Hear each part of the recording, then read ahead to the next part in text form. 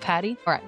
Dearest gentle listeners, you are listening to the Ladies Bridgerton, the talk of the town. We are your effervescent hosts, your neighborhood-friendly Kiwi, Tash from Middle-earth, New Zealand. And Patty, Regency romance enthusiast, currently writing her Portia Featherington era. Settle down onto your favorite settee as we delve into the lives of the elite and illustrious ladies, lords, and royalty of the town. This Bridgerton podcast is two friends talking romance, symbolism, Easter eggs, and my voice is feeling much better.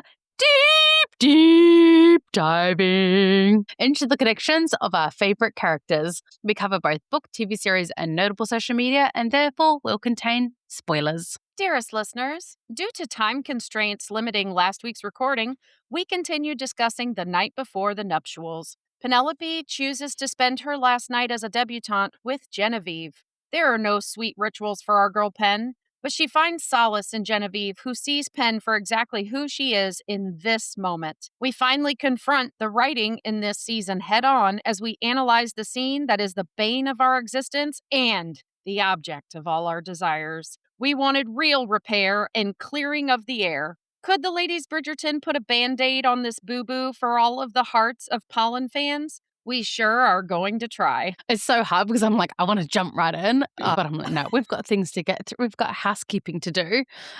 Snacks. And we're going to do that. We're going to do that at the end anyway. So you got to listen to the whole podcast to get the rewrite. Pod snacks. Pod snackety snacks. Pod snacks. It's like a romance movie. We're in love with pod snacks. I did a slow cooker meal all day long. Only the rice didn't cook all the way, so it's still cooking. So my pod snack, I just ate a pizza for dinner. I'm just going to consider the other meal prep for the week. And I have the blue raspberry sour cubes. But what flavor pizza? Little candy. Since when do you skip the details? Totino. It was a combination. It's not even a pizza that matters because Totino pizza, it doesn't matter what's on it. They all taste the same. Okay. I don't know what a Totino is, but I will take your word for it. It's literally like back in the day, they used to be like $1 pizza. You could like get them 10 for 10 all the time or whatever. They're $2.50 now because of inflation, but they're really terrible, not good for you. Horrible little pizzas, but it's great girl dinner because I just throw it in the air fryer. See, if I have to do a girl dinner cheap pizza, it's going to be a margarita because it's impossible for it to really be bad. I throw hot sauce on mine. I make the Totinos. Now, I grew up on these because they were cheap when I was a teenager, right? So it's like kind of takes me back to back in the day, but I throw hot sauce on it. And I mean, my sister and I could live on those. We could eat those for dinner every day. They're easy. My pod snack of the day is not so much of a snack as a drink-a-link. But I have actually changed it up at the moment. I've changed to a oat milk ice caramel latte to see if that can get me through to recordings without having to run to the toilet. We'll see. No more cows will be harmed on this podcast. Dairy is no more bowels, you mean? Oh my God. So remember how I made up ages ago how I did the lady whistle bound? Well, apparently I'm adding to my apparently I'm adding to gossip columns now because we were driving to the farm to go see Stephen's granddad the other day, and there's like this huge herd of cows just like randomly packed together. Stephen's like, oh, that's really weird for all the cows to just be standing in. And I was like, don't you know, Sally got dicked down by Jeffrey, the cow over there, and they're all gossiping about it. I was like, it would have been even better if one cow.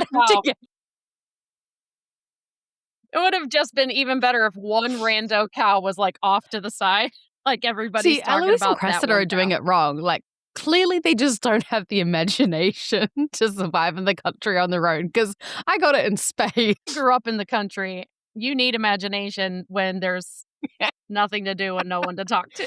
That's hilarious. Deepest apologies for my ridiculousness. I mean, I'm sure you're well acquainted with it. And my chest is doing much better, but I do still have coughing fits. It is one of those coughs that just lingers. So if you hear me setting myself off, it's my own problem. Or mine, because I seem to always make you laugh more when you're coughy, when you are in the coughing way. Yes. Okay, so we do have a little Bridgerton news. What's just the tea, before. Vale? We've heard her say it before, but I really liked, I didn't know the podcast, so I'm not sure which podcast it is, but Phoebe Deniver was just on a podcast. I saw a TikTok, so I don't know if they shared it or if this is the actual podcast, but the TikToker's name was Luis, Luis. And they were interviewing Phoebe about Bridgerton. That's not what the interview was about something else, but they were asking about Bridgerton. Probably and I her new found it movie, interesting. Thrash? Could be. I found it interesting. And Ray Gay has a new movie, which is why this kind of goes together. You, Me, and Tuscany. Bridgerton news. Yeah. So they're both doing interviews and they react to this question very differently. Phoebe said she did not leave the show. They just didn't ask her back. And she thinks because, nobody knew what the show was going to be in season 1. And in season 2, they were still trying to find their footing. And would they have the kind of success season 1 did because the pandemic was winding down? So, she felt like her and Ray Gay were the ones that got away. Like Daphne and Simon were the characters that got away because they didn't know what they would need for future seasons. Yeah. I personally, I think that is true, but I think one other point is true. Bridgerton and Shondaland and Netflix are an absolute force of nature. If they wanted you back, realistically, I think they could have you. I think what they did not anticipate is the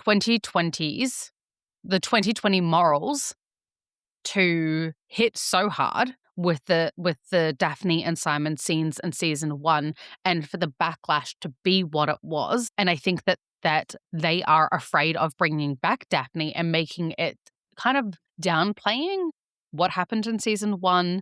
Because a lot of people stopped watching because of what happened and the lack of consent on all sides of season 1. Like I think it was a conversation that needed to happen. Because obviously things are changing quite drastically nowadays with consent, what it looks like, and all those kinds of things. And like even when I watch shows with like younger generation kids in it now, like the men always ask that they pull a Colin Bridgerton, may I continue? Like, like they are Is this okay? searching for Are you okay? verbal consent. Yes, which I do love that. While that scene was very controversial, what I love that Shondaland does is that they usually invert the gender in certain situations so that you can see it from the other side. Because I'll tell you, a big reason that a lot of men do not come forward, there's a lot of women that don't come forward when it happens to them because it's very rare for the victim to get believed fully, right? Yeah. And for men, it's really hard because there is a stigma out there of how can a man be SA'd? We now know how. Like this scene creates a visual because SA is simply just a unequal power dynamic in that moment, right? And a non-consensual power dynamic all belonging to one person is basically what SA is. And it doesn't matter what gender you are, doesn't matter who's stronger, because in the right position, it could be anybody doing it. And I think that's what Shondaland wanted to create a conversation for. But just like especially, and it's funny that this is coming up in this episode because we are talking about things we want from our couple, what we needed to see in terms of repair. And I think for Daphne and Simon, fans need to see that repair, needs to see her acknowledge what she did and take accountability. And for Simon to have the ability to forgive her. There should be my one caveat with is I see this posted time and time again on the pages where no is a complete sentence and they do not need to justify their reasons why. And I don't agree with that one. If my husband came to me and said, actually, I don't want a second kid, no is no, that's the end of the story. I'd say, okay, well, pack your bags because this isn't a marriage if no is the end of the story. When you are married and you make a decision, you discuss things. It is not what I said no, so you just have to live with it. Like, you can do that. You absolutely can do that. But it is also my boundary to say that if you're not willing to discuss it with me, and I think the nuance here is Daphne did something that was absolutely messed up. And there's no if, whats, or buts about that. I think the only thing that in that moment, I think that's where people mean no is no.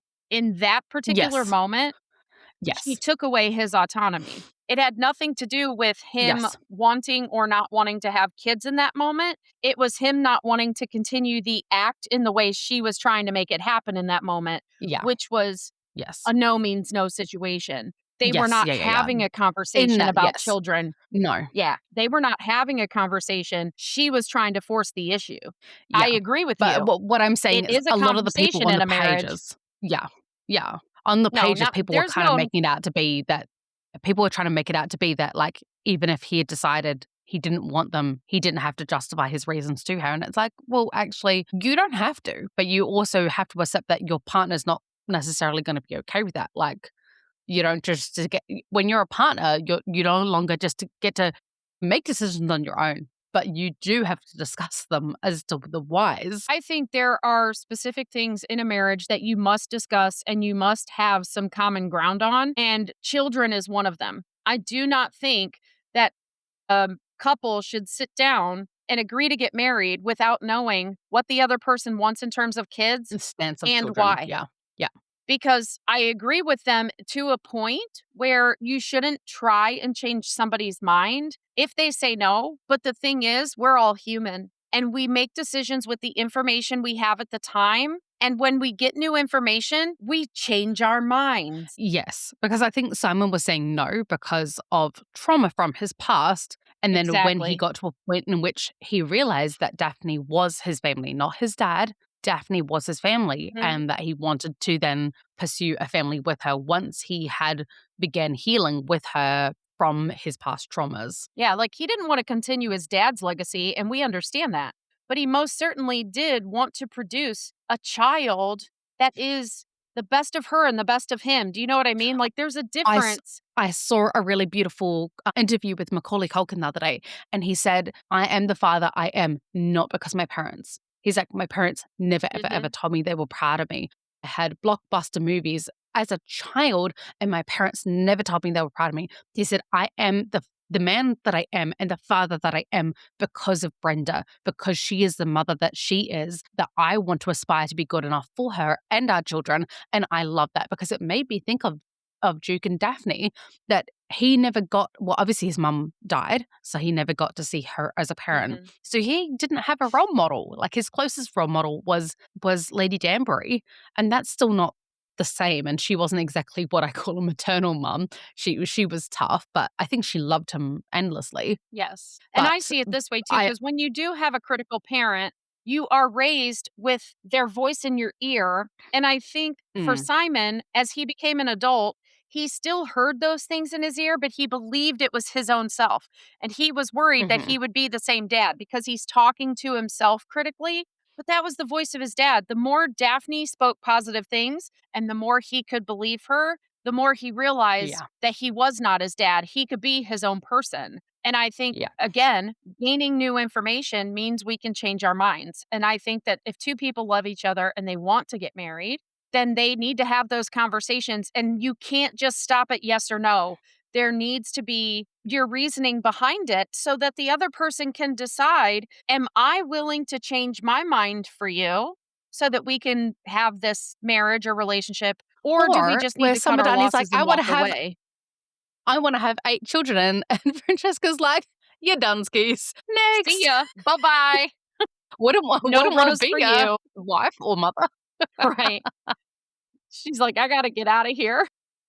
But he was the one, I got to he go was like, meet the love of my I life think outside. Hold on. he was the one suitor who actually was like open about, this is how many children I want to have. And I actually love that Mhm. conversation because it needs to happen. Yeah, I remember people saying to it me, like, needs to. don't freak Stephen out having a conversation about children like a month into dating. And I was like, well, I'm not here to date. I'm in a relationship to make it to the end. I'm not dating just for funsies out here. Like, that's just not me. And if you're not willing to have children in the future, there is no future. Therefore, I'm not going to invest my time, energy, and love and get hurt and then end up having to compromise on things that I'm not willing Yeah, to compromise on. I'm not going to, because because you know the it's thing, it's so like, hard you're to. like, I love the person, so I give up the chance to have children, and many people do that, and then they grow to regret that, and, like, children was always a non-negotiable for me. Right. And it's real hard that when you catch feelings for a person and you fall in love with them, only to find out you are fundamentally opposites of something, with my last relationship, my last marriage, it wasn't till 5 years in, until Trump ran for president, that we had some fundamental differences that had not come up till that point. And everything really changed. It's not just political, there's other things too, but in having those political discussions, things came out that it's like, you really believe that? I don't. Patty, Steven's a Marmite boy. Do you know how hard that was to overcome for me as a Vegemite girl? Like the disappointment in my I'm heart. being serious and you come out being cheeky. Criminy. Anyways, back to the news. Vegemite all the way, my Aussies. And I'm going to go American and say peanut butter. Nah, get out of here with that grossness. Even the smell makes me nauseous. So anyways, Reggae. Sorry, you go. Yeah. Reggae is out there also having interviews, red carpet moments and interviewing. And when people ask him about Bridgerton, he's like, so hard. He's like, I keep in contact with the people I want to, and I don't want to talk about this, basically. I mean, every interview is the same. He changes the subject. He moves on. So there's two different. Did you see that he was at a baseball game or something the other day? And they had on the big screen, they flashed up the scene between Simon and Daphne and then panned to him in the crowd. And his friend's like, oh, Duke. And that was this week also. I didn't see that. But I did see, I shared it in Tangent Queens. I don't know if you saw it. Where Jordan, was it Jordan the Stallion who throws his glasses? Yes. Yeah. He's been doing little clips Don't make with me fall in love stars with and you he too. had Reggae. Yes. That was so funny. And like Reggae throws his glasses like a toss, not a throw. Yeah. He's like, you need to break them. He's like, you make me sound too good. Stop it. He's like, you got to sound like me, not like you. That was so funny. Yeah. But speaking of, Phoebe, I mean, all of our stars have new projects out and it's awesome. Phoebe's got Thrasher. Doesn't look like something I'm going to watch, but more power to you. And to go along with this episode perfectly, Marina Thompson, who is played by Ruby Stokes. Sparks. Which Ruby is it? Sparks? There's two Rubies. And they're similar. Marina. I mean, not in person, but the names are similar. Yeah. She's got to have something coming out because she's been big on TikTok right now.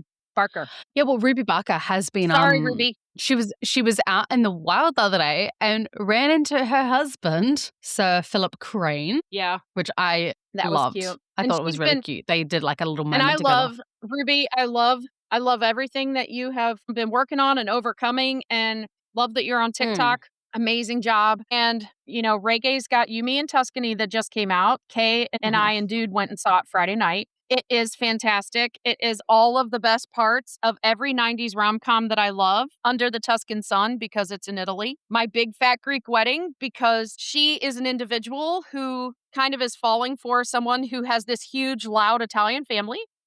And they all have their own characters. The sister is funny. Then there's While You Were Sleeping, where she has no family and she, is like she's engaged to one dude, but it's a fake engagement. She says she's engaged to not get in trouble, basically, similar to While You Were Sleeping.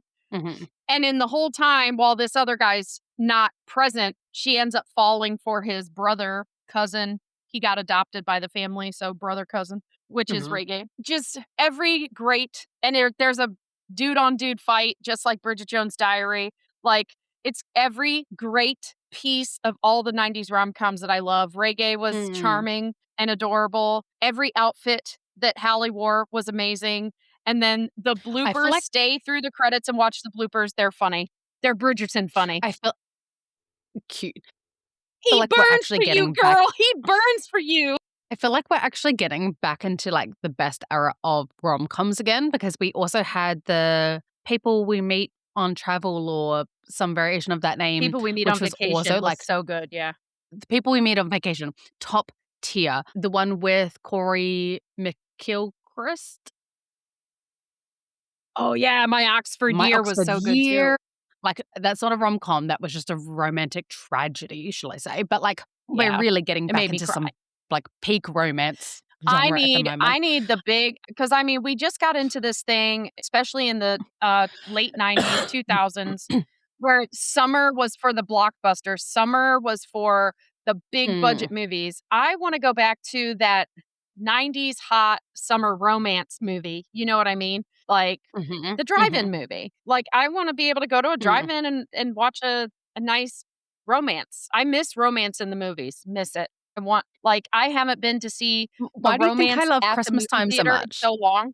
I absolutely love Christmas time because of the absolutely terrible Hallmark movies. I have seen, like, hundreds of these movies. They are absolute I trash, and know, I but love there are every some that single are one of so them. good.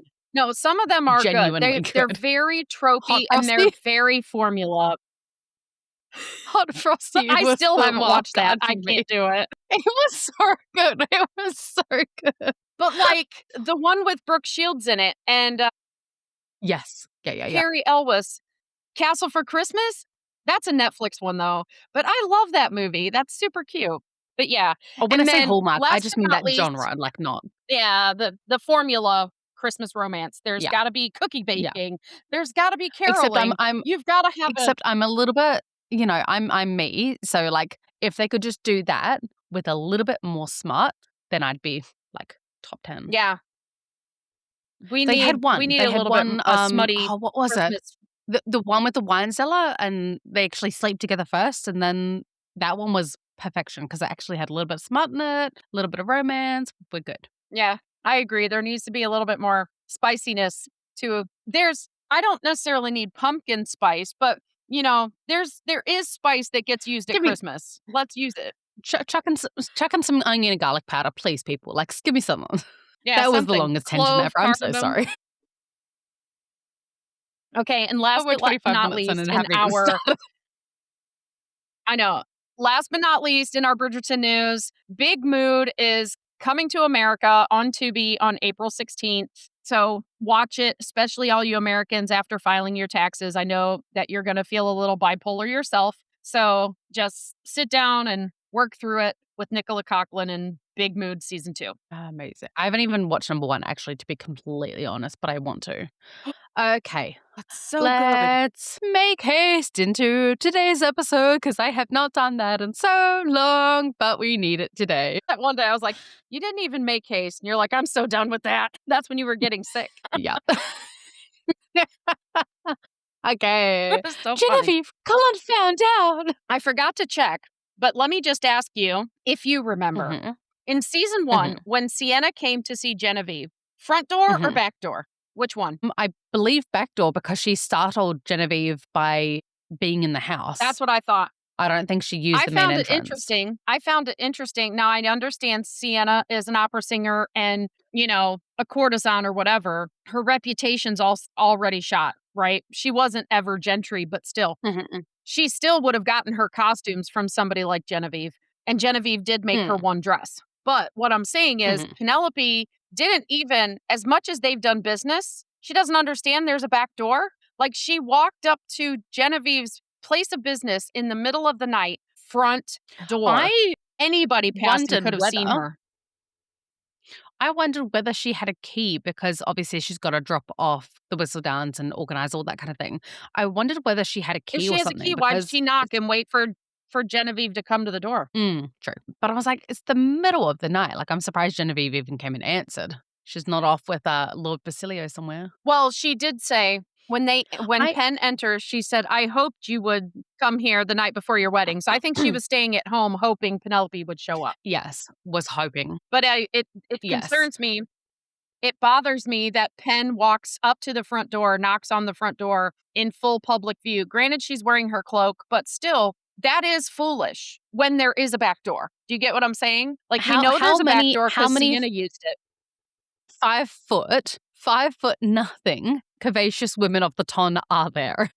Like Colin's not wrong. Penelope has made some foolish decisions in her time as Whistledown, and that is mine. But it's Mm. also, I understand the set. I understand, maybe they forgot there was a back door from season 1.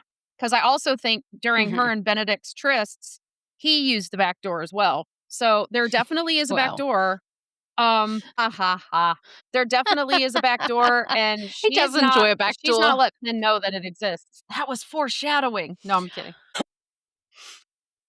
So Genevieve tells her that, she was hoping she would show up, and then Penelope just gives the news, rips off the Band-Aid, and tells Genevieve Colin found out. And I do love the first thing that Penelope says. And I do think that they are genuinely friends because the first thing that Penelope says after that is he does not know about your involvement. And she's like, well, that is good. Like, she's thankful to her friend, but I think the way that she says that is good alluded to the fact that she knew Penelope would never throw her under the bus anyway, would never give up that secret because it's not like that would ruin Yeah, someone I else and think she's not about that life. Yeah, and in my notes, I have that this indicates friendship because their business relationship has dissolved. So for Genevieve to say, I was Mm, hoping you'd show up the night before your wedding, is her saying, I consider you a friend, right? yes, I thought so as But well. I noticed, like, when she says he doesn't know about your involvement, Genevieve is digging for the liquor. Like, she knows this is a Mm, problem-solving session, and she's digging yeah. for the liquor already, and when she says, "Well, that is good," it's coming out on a breath, a sigh of relief. Like, Mm. she understands, and I think we should go over what we think the outcomes would be for each of these women, because Penelope being outed as Whistledown would have far worse consequences than Genevieve, right? So I actually think, surprisingly, I think that Genevieve's involvement in Lady Whistledown would actually greatly impact her positively because I think that the ladies of the town would then forever swarm the shop in hopes of catching Mhm. Penelope there or hopes of what gossip do you know? What behind the scenes stuff do you know? In hopes of getting more information because they live for the gossip. So, like anything that they can find out Yes, but they additional. could also avoid going there because they don't want their gossip told, right? I thought of that Mm, too. I But think it in would be like terms of the Penelope situation where they're going to go and try and give gossip about others. Yeah. I think the outcomes from the queen, because up to this point, we don't know if the queen's going to accept it or not. We don't know. At this point, we don't know that Danbury is working in Penn's favor or any of that stuff. When the queen finds out, because this is tantamount to treason, because the queen has been talked about in Whistledown and sometimes unkindly, right? And in Queen Charlotte, Hmm. she definitely mentioned George being the mad king, his Yes. muddled brain, different things she said. So we don't know how the queen is going to take it. And I see because Penelope is gentry and the royals would make more of an example of somebody in their peerage talking smack than one of the working class. I think Genevieve would be Mm, transported, but she has a skill and she could start a business anywhere, right? mhm. Penn's skill is writing. I mean, yeah, she's a survivor. She's grown up in survival mode in a survival type of family living off potatoes, but she is still the gentry. Surviving for the gentry is looks a little bit different than You know, surviving in the working class. you know what would be the funniest thing ever? If the Hmm. queen is like, I'm gonna deport you back to France. Genevieve gets there and she's like, oh, je m'appelle Genevieve. Right. She can't actually speak French. I bring that up later. I bring that up later. But yeah, I think Genevieve in this moment understands Penn has more on the line than she does. And while she is relieved that her involvement is not known, the reason she comes out and says, "But how are you doing?" because she Mm, understands there's so much more at stake for Penn because this is losing Colin, this is not getting married, this is her reputation being ruined, this is possibly being put to death by the queen. yeah. And she just wants to see where Penn's mind is right now. Yeah, I love that she was more concerned about Penelope than herself. That to me shows true friendship beyond what like Cressida and Eloise had because they were both very self-involved. And granted, Cressida deserved to be self-involved because she was going through something awful and wasn't being supported by her friend. So like I'm not Right. shading Cressida for that one. There's plenty to shade Cressida about, but not that. But I love And we this genuine actually friendship. Yeah, and if we call back to season 1 where her and Sienna have their conversation, it was more two working women commiserating than it necessarily was a true friendship. It was like, you gotta Hmm. do what you gotta do for yourself, and a little less about it was more advice giving and a little less of, "How are you doing?" Do you know what I mean? I still think that, like, Genevieve, she's very smart. It kind of reminds me of the relationship dynamic between the Queen and Danbury, where she is her friend and she gives her advice, but she is still very cautious as the words that she uses with her friend as to not insult, because she knows that she is still a working woman, whereas Penelope technically is a working woman, but is of the gentry and about to marry into the Bridgerton family of all families. So she obviously can wield a lot of power. And she knows that Penelope is her friend, but she is still of the ton. Right. And I find it interesting that in the way that Danbury knows that the Queen is her friend, but she is the Queen first and foremost. Right. And I find it interesting that in this whole conversation, Genevieve, when she says you've had some ill-considered choices in your time, you were the one that gave her the advice to out Eloise in Whistledown. You're the one who, and when she says she's misguided later, you are the one who misguided her. Like, just saying. Well, she's like, whoops, that was my bad. But I mean, like when Penelope says, like, it has been painful carrying the secret all this time. Like, I can imagine how lonely it is to live. She lived with that secret just herself. Like, even getting to share that with, that secret with Genevieve would have been a huge relief for her, purely like just to be able to talk to someone about it. But here's what I find interesting. Eloise knows the secret, right? She felt pain keeping it from Colin, not so much Eloise. And the next line she says, I think says it all. Like, so many people just see Colin being mad at her for being Whistledown. Well, but that's not why he's mad. He's mad because she kept... Book Eloise. Because Book Eloise said, I'm glad you didn't tell me. I can't keep a secret to save my life. It was right of you not to tell me. Book Eloise is a lot more self-aware. Yeah. Show Eloise is not self-aware anymore at all. And it fits into her arc, and that's fine. But yeah, like, Penelope in the show did not, I mean, they had their huge row and, you know, they were angry at each other, but she didn't express she felt pain keeping it from Eloise, but she said it was painful keeping the secret from Colin. And then she said that he hates her for it. He hates her for what? Arrow back, if we think about context and grammar and what we learn in school, what does he hate her for? Arrow back to the word He hates her for keeping the secret. Yeah, and I don't think he hates her. I think that's her own insecurities coming to play and choosing her words. But Colin is not mad that she was especially considering the next lines are, I'm about to marry the man I love, and I do not know if I'm worthy of him. Penelope, but to be fair, to be completely fair, I think that even if Penelope was not Lady Whistledown, she would still have this exact feeling, because the feeling is not about Lady Whistledown. The feeling is about the fact that she has been told by every single person her whole entire life that she is not worthy of anything but a second son or a third son, or to be her mother's caregiver in old age. Well, and Prudence flat out said Colin Bridgerton would not waste his ink on you, you know? Like, she's been raised in criticism. But we just had Colin in the previous episode tell her, I want to be worthy of you, Pen. They have the exact same affliction, and they're not talking about it. They both love each other for exactly who they are. They just think they're not worthy of the other person, and that is how this whole story plays out. That's why it took 8 episodes. And you know what? I think this is actually like a really, really common affliction, because like even myself, people all the time are always like, you are so lucky to have Stephen. Stephen's such a gem. You're so lucky to have him. And I'm like, and who tells Stephen that he's lucky to have me? And like, it is something that is like, no, I know, but you know what I mean? Like it said to me so, like, I remember in university when I had a lesbian friend, and I don't know why, but it hurts much more coming from a lesbian than a straight gal.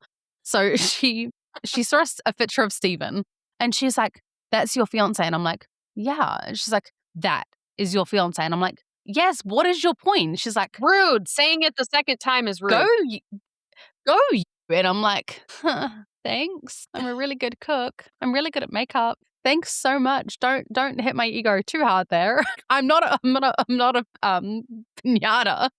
Stephen is a creature of habit. Stephen gets up. Stephen goes to work. I'm not even going to talk about what Stephen does when he comes home from work that I know about. Stephen comes home. Stephen goes to the toilet for 20 minutes and giggles at videos online.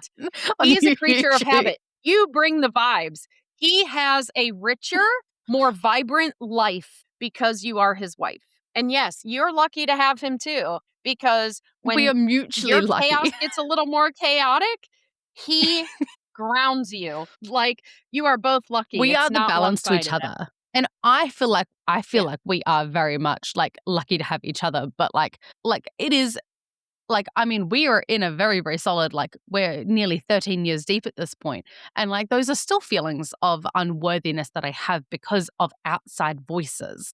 So I can very Mhm. much understand Penelope's not feeling good enough because I have a family who love me, I've got friends who love me, I've got a podcast host slash friend slash family who love me. Like, I have all these, beautiful voices around me, but I also have those voices of, "You are not enough. You should be out there working. You should be a Yeah. working mum. You should be able to do it all. You should be able to do this and that and be everything to everyone." And, like, there's always those voices in your head that I am not enough. I ordered DoorDash yesterday when my friend who loves me took me out to lunch, right? And whenever we go to this place, we always choose to have more bread and we don't get dessert. Like, that's just how it is. Mhm. But by the time I get home, I wish, like, why don't I ever think about taking a dessert to go? Because by the time I get home, because it's about 30 minutes from my house, it's like I could really Mhm. go for something sweet. So I door dashed a dessert from somewhere. And my Mhm. DoorDash driver, shout out Andra, put a little post it note, either her or the restaurant, Aw, put a little post it note that was like, "You are loved." Like, oh, that's the sweetest thing that's so ever. I sweet. kept it. That's even sweeter than my I'm loved by dessert. Thank you. strangers. Like, "Thank you for my Buckeye pie and A this little love a note. little I love sweet it." treat with your sweet treat. That's really Right. sweet. I like that actually. But yeah, I think that Colin and Penelope both feel unworthy of each other, but they're just not talking about it, which I think is, I mean, this couple, and that's usually what is friends to lovers though, is working on communication and figuring out Yeah. communication, because the whole reason you're not together is complete misunderstanding because you haven't told each other how you feel about each other. So, but we see it in this moment. We already know Colin doesn't feel worthy, and now we know Penelope doesn't either. But I think it's always been implied with Penelope since season 1, and I think Yes. that people gloss over Colin saying it. Like, people see Colin as this great catch, so they don't understand his side of things. I think that's in Oh, terms of audience especially coming espe seeing the story book. unfold. Book Colin was schmummy. Book Colin thought he was better than Penelope constantly. Book Colin was like Penelope Featherington, like she's a Featherington. And like when the whole Cressida Yeah, stuff is like, well, Cressida can weather the storm because of her reputation, but you're not exactly Cressida. Like he constantly put her down for who she right. was and the family name that she had. And granted, she was not of the Ton per se. She was Ton adjacent because her dad was just a wealthy merchant, I believe, He was a not baronet. actually He was not a baronet? baron. He was a baronet, which is like a, One below? yeah, it's like the lowest, very lowest. It's just like a kind of like a title of courtesy. It's not like Yeah, it's a official kind participation of thing. prize. Kind of. Yeah, So so, like, in they the were the show, they lowest in made him a society. baron. Yeah. In the show, they made him a baron, but he was nothing but a mister himself, which is why Portia was so adamant about the girls getting a titled person. In the sh- in Marrying the up, yeah. in the book, I mean, in the show, because he was a baron, her whole vibe was they've got to marry up. They need a title higher than baron. They need a man who is titled, who has estates, who has money. And that is why Colin Yeah, doesn't feel like he's good enough. It has nothing to do with him being a Bridgerton. It's because he's always wanted Penelope, yeah, but he knew he would not live up to what her mother wanted for her and what he believed she deserved as being the most, yeah. there goes my toppers, But being the most eligible whereas in the family. whereas in the book, Portia was very, very much courting any Bridgerton man that she could for her daughters, more specifically for her Well, youngest daughter, Felicity. any So daughter she but was trying to Pen. get yeah, she was Pen was meant to be her nursemaid. Nursemaid? That's not the right one. Nursemaid? Her caregiver. Yeah. Yes. Did So, you get a like, chance to watch the other Bennett I sister? no, I was out in the country, remember? No, because they do that in there too. You can tell that Mrs. Bennett's plan for Oh, I've heard Mary that, yeah. was basically to be her caregiver. Yeah. Yes. So, And as we're much as, like, vindicated. we There's a whole section where they talk about don't eat, don't drink too much before you go to a ball because it's that first assembly. And Mary hasn't even been to a ball yet. And Lizzie is like, yeah, just don't eat too much, don't drink too much. And they're like, but what if what if I'm hungry or whatever? It's like, well, if you want to go stand behind a screen and, have everybody hear you, that's on you. I was like, yay! The gravy boats. Yay, us, gravy boats. I did. I'm watching this by myself at home, like, vindicated. You're triggering my little emo heart over here. It's a really good So emo awesome, song though. from the early noughties. So as much as we do shit on all the changes that they made, especially to season 3, I will say that obviously there are a lot of changes that needed to happen. Like book Colin was schmarmy, and I actually really struggle with this character. And I'm actually really, really glad that Penelope got a friendship outside of the Bridgerton household, purely because I think it leveled her out a little bit. And I do feel bad because we don't even get to see Genevieve in season 4, which, like, I wish that we got to see that they continued their friendship even outside of Whistledown, that it wasn't just a mutually beneficial, friendship and, oh, well, now that our mutual interest is gone, our friendship's gone sort of thing. Like, it just cheapened it a little bit. But I do think that she needed a voice outside of Eloise because Eloise was always going to be in Colin's best interest, not Penelope's. Yeah. I don't know. I mean, I think she wanted to give Penelope what she felt was in Penelope's best interest where Colin is concerned. Do you know what I mean? Like she believed, Eloise 100% fully believed that Colin could never love Penelope because Penelope was her best friend. She could not Yeah. see it any other way. And that was, so she was going to come from, these are not sticking today. She was going to come from that perspective all the time. He can't possibly love you. You're my best friend. Yeah. So let's now discuss some of these. You have made some ill-considered choices in your time. What ill-considered choices did she make? Okay, she wrote about the king very unfavorably. 100% ill-considered choice. That was cruel. What she wrote was cruel. Most of her ill-considered choices are because she loved writing. It wasn't necessarily a choice. She wrote something that like I could see her talking about the king and his muddled, like, because if you remember it did kind of roll off the tongue the way it was read by Julie Andrews, that I think Penn thought about it, that like when she tells Eloise, too much alliteration with that first line of the first whistle down, like it was a lot of alliteration. Like her What do they mind call is it? in the writing, not what she's saying. Literary devices? Yeah, she's more excited about the literary devices that she's using than she is what she's actually Paying writing attention about. to what she's saying.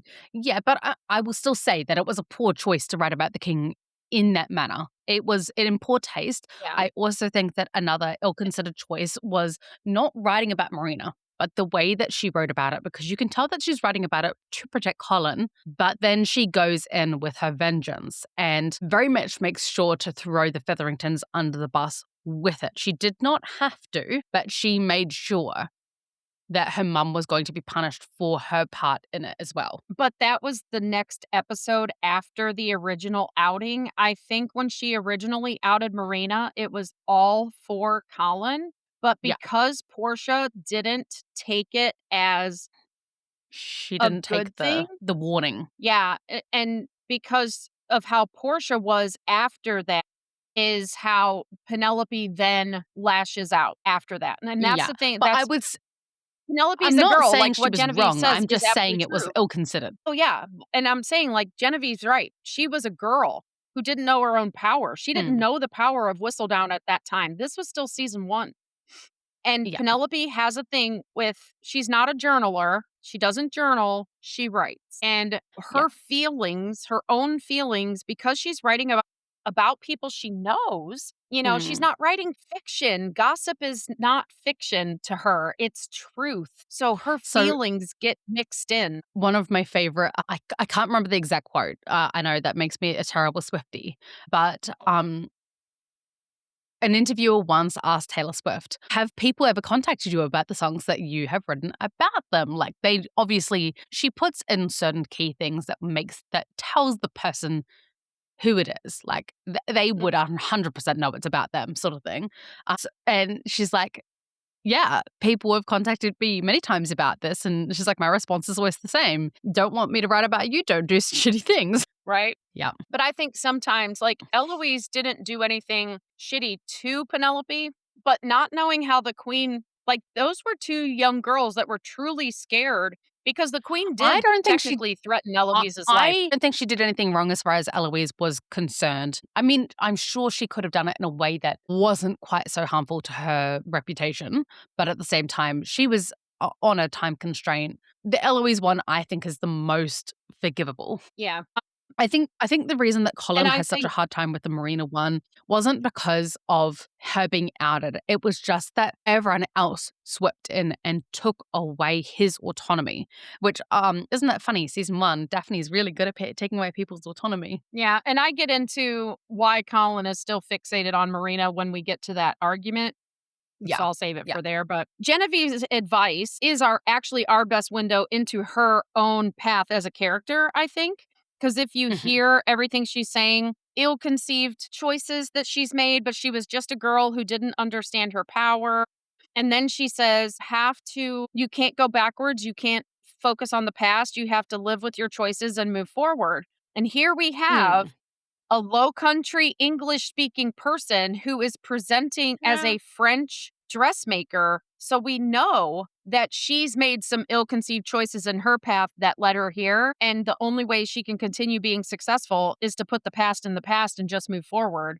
So I think like she's coming from experience telling Penelope this, and it gives us the most, because Genevieve really is a mysterious character. We know she's not French because when she She's talks to people who obviously truly know her, she's low country she's English. yeah. I think we looked it up and it was like more of a Cockney accent. Yeah. And I didn't want to specify Cockney because I don't know. But it's definitely one of those dialects that are not gentry. Anyone know? who is from England, can you please help us out? Because, I Yeah, don't know. identify the dialect, please. Like, I've got friends from like Colchester, London, Manchestery, like, I know all those accents and it's none of those. New Zealand's just a bastardized British accent as well. Because that's where a lot of British people got transported when they were found out to be Whistledown, or if they stole, or if they were committed treason. You know what I No, mean? Like, New Zealand. a I lot said of New English Zealand is a got bastard. that, but people No, get there from Australia. no, people came here directly from England. Like, they chose to come here. They weren't sent here as punishment. There's no So New dingoes here Zealand to was eat their never babies. Like, what are well, they going to? New Zealand was never a colony. So New Zealand is obviously an English colony, but it was not like England where they sent prisoners here. Like, it wasn't like that at all. Because when I researched transportation before, the Queen would transport to any colony, even the U.S., and it was just it was kind of based on the person's skills. Like if they weren't putting them to death, if they needed a skill at a specific colony, they would transport them there. But mostly the Australia was like the jail. Like you got transported there, but the conditions were so terrible, it was meant to be an actual punishment. But like the US was So not necessarily punishment. English convicts were sent to New Zealand in the 1800s, although it was never established as a formal penal colony like Australia. Right, that's what I'm saying. Australia itself, with its big ass spiders and dingoes that eat your babies and all that stuff, and its harsh environment was a prison in and of itself. But they sent people to the US depending on their skills and what they needed. Like, for example, in my other fandom, Outlander, Only 200 to 300. It wasn't a huge amount. a lot of Scots that were in prison for treason because of the Jacobite uprising It was were English and transported Irish. to the US were transported to the US to colonize it.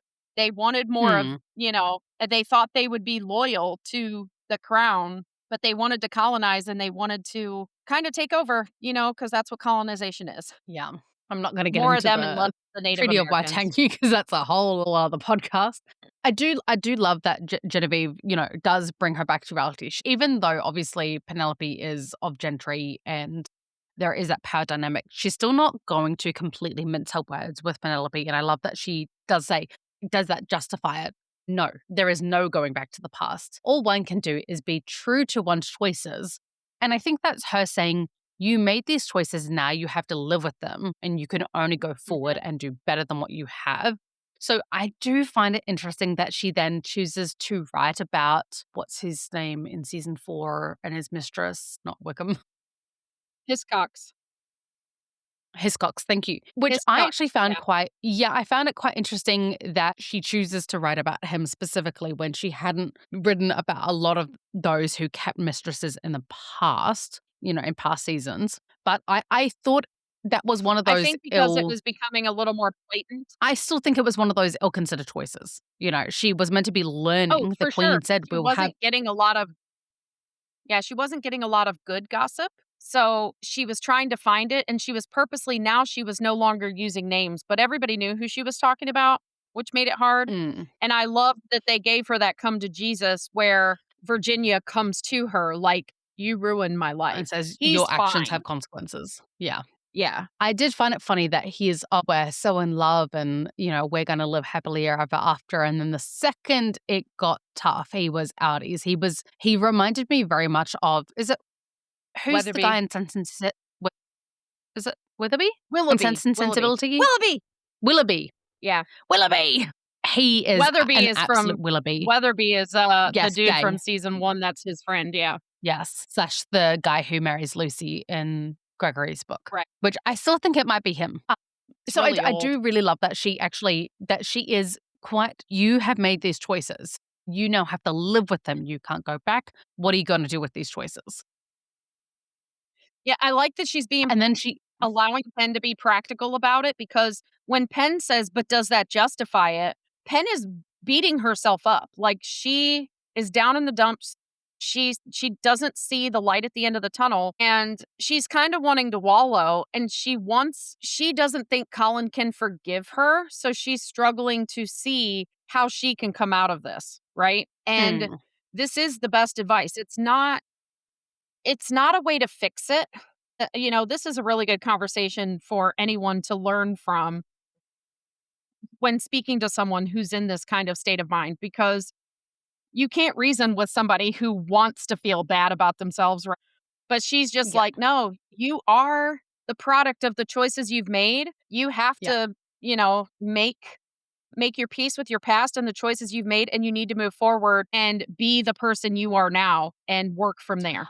Like I that's all you can do." also love that I love how feminist she is, though. Will you keep publishing? She's asking the question because she wants to be able to give the advice that she was trying to give when Penelope originally decided she was gonna give it up for Colin. And she said, "I have held back Mhm. this week for Colin's sake." And you can see Genevieve's like, "Don't you do it, girl. Don't you do it." And she said, "But I tried giving it up before he found out. And it felt like I was losing part of myself." And this is obviously in last week's podcast, we talked about Lady Whistledown and what it means to give it up. And I think that there is a very, very big difference between Penelope giving up. It's not Whistledown that she loves, it's the act of writing that she loves. And I think that Correct. she was okay giving up Whistledown this time because she found a way to get the Queen to agree to allow her to write and publish something that obviously Jane Austen had to do under what do you call it? No. Sort of a nom de plume, but not really. When her brother submitted her works for publishing, they just put that it was by a lady so that people knew she was of the gentry, but not who she was. Yeah. So, like, I think there is a big difference. And I think that that is why she is okay with someone else taking over Whistledown because it wasn't Whistledown that, I mean, at the time, Whistledown was her life's work, obviously. Everyone knows that. But I think the fact Mhm. that she was the one who set down the pen and chose a different path because it no longer brought her joy, I think that is different because she is now, like, I see Penelope and Colin both as true writers. And I do really despise the fact that we didn't see him also writing in this season when there was so many ways to Correct. do it. They didn't, yeah, there were so many ways and it didn't have to take them any extra time. They could have had them both sitting down writing at that table rather than just one, but I digress.